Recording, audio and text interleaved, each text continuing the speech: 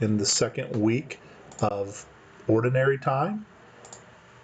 And hold on one second, I've got something popping up on my computer that I just wanted to fix real quick.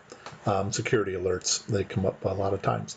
But anyways, it's Friday of the second week of Advent. It's also the optional memorial of Pope St. Damasus I. I'll talk a little bit about him. Then also, too, I want to talk a little bit about the third Sunday of Advent and the color rose that is used at that time.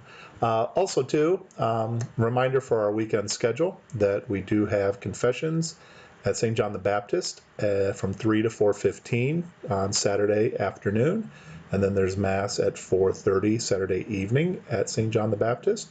On Sunday morning, there's 8 a.m. to 8:30 a.m. confessions at St. Michael's, and then followed by 8:45 a.m. Mass at St. Michael's. And then there's 10:30 a.m. Mass on Sunday at St. John the Baptist. So please join us if you are able. As I mentioned, Pope St. Damasus I, known for a couple things. First, for his what's the word I'm looking for? I'm sorry. His devotion to the martyrs and to their relics. And so, as Pope, he's in the 4th century. As Pope, he has the catacombs kind of renovated or made more to make it easier for pilgrims to visit the tombs of the martyrs, and he was very protective of the relics of the martyrs too. And so he had kind of the roadways, or however you want to say it, the walkways widened so more pilgrims could easily go through there. Added opened it up so light would get in, added stairs going to some of the more popular shrines. So he was very good with that. Another thing that he had, St. Jerome as his secretary, and was very encouraging towards St. Jerome in translating the scriptures into Latin, which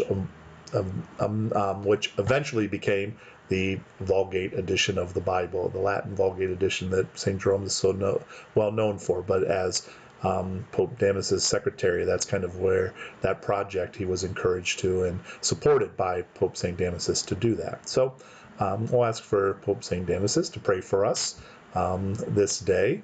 And also there was a request to talk a little bit about the fact that we have a different colored candle on our Advent wreath for the third Sunday of Advent.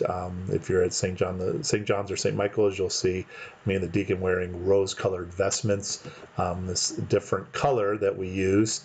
The history behind it is, it's always good to remember that really the major celebration in the church is Easter. And Lent, being this penitential season in preparation for Easter, has the longest history. But there was this tradition within Lent, and we still keep it, of what we call Laetare Sunday, that 4th Sunday of Lent, where we wear rose-colored vestments. It was kind of an idea to have a little break in the penitential seasons. In the penitential season of Lent, the penances that people were doing in the early church and other times of the church were probably much more rigorous than the penances we take on. So this idea of having kind of a lightening of the penitential season just for that break, kind of towards the middle, so that 4th Sunday of Lent and this 3rd Sunday of Advent are kind of in the middle of those two seasons. And that's one of the rose. That's one of the explanations I've heard before. Is rose is this lightening of the violet color that we usually use, the purple that we use during the penitential seasons, and it's a little more festive of a color. And so, since that tradition occurred during Lent, as the season of Advent develops, first it was 40 days also. It started right around the feast of St. Martin on November 11th. And so it was shortened eventually down to the 4 weeks that we know, and that third week kind of mirrored Laetare Sunday in Lent with what we call Gaudete Sunday in Advent. And Gaudete Sunday comes from the Latin word gaudete, which is a command to rejoice. It's good to know that there's what is called the introit, sometimes called the entrance antiphon in English, for every Mass. The Church designates this short verse, and then there's also a psalm that is attached to it, and that's really the first choice for the entrance chant, as it's called properly.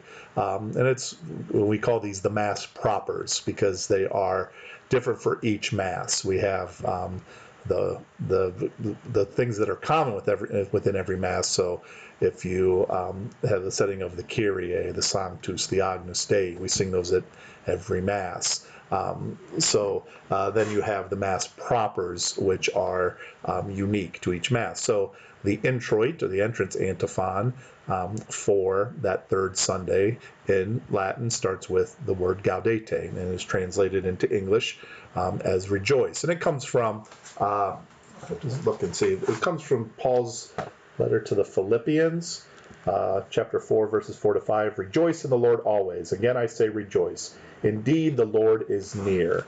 So we'll see that third Sunday of Advent is many times kind of given the moniker for joy because of this. So that's where kind of the idea of rejoicing, or the name for it, Gaudete Sunday, comes from. But this rose color, what I found out was there was a tradition in the ancient church that it started with Laetare Sunday in Lent, that fourth Sunday of Lent, that the Pope would give to honor a citizen by giving them a pink rose. It was just kind of a way to bring festivity to this little brief respite from the penitential season. And as that tradition continued, then bishops and priests would start to wear rose-colored vestments on that Sunday. And again, that carries over then into Advent. Advent's unique because we have the Advent wreath with the candles, and so there's that one rose-colored candle. We don't have a Lenten wreath. And so that's why it's a little more prominent, I think, during our Advent season. But this weekend is one of only 2 times during the year that the celebrant for Mass and the deacon can wear rose-colored vestments. So it's a little history as to the reason why we use the rose-colored vestments, have the rose-colored candle, why it's called Gaudete Sunday, and why we are called to rejoice, for indeed the Lord is near. So hope everyone has a very happy and healthy Friday. We'll continue to look out and pray for one another. I pray that God may bless you abundantly